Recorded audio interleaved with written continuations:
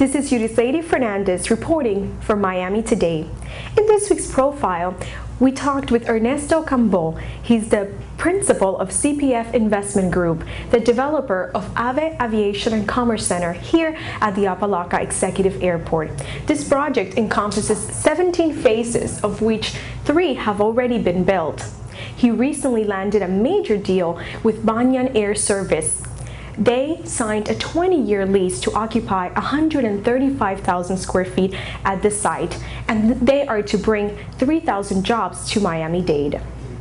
Mr. Cambo is also working to bring restaurant tenants, including Subway, with which it recently signed a deal, and he says he also has plans to bring in a bank and a gas station to service the existing and soon-to-come tenants here at the Commerce Center.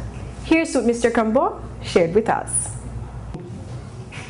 CPF was basically grew out of a small little boutique real estate shop called Alliance Companies in Doral.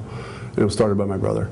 We were about 10 brokers, so I started off as a broker, selling properties, brokering properties, leasing properties, and then my brother decided to migrate towards residential and charter schools, and we decided basically to set up 2 companies. He would have his own operation doing those things, and I would focus primarily on industrial and some marinas and some other investments, but this is my core focus. We build industrial products for corporate customers based here in Miami that are looking for either a distribution point through the state and the southeast region of the United States, or as an outpost to feed Latin America, bringing products either from China or Europe or manufactured here in the United States.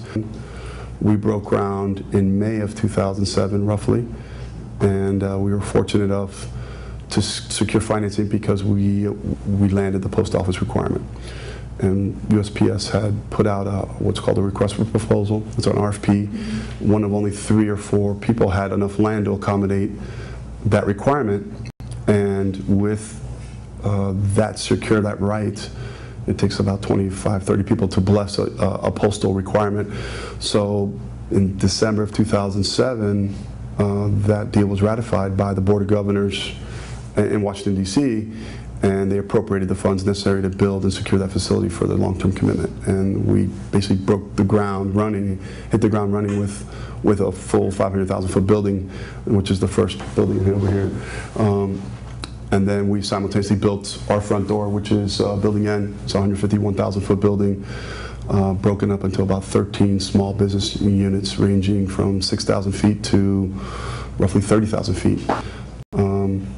We were fortunate enough that the lease has a structure where I'm allowed to build this out over 10 to 15 years.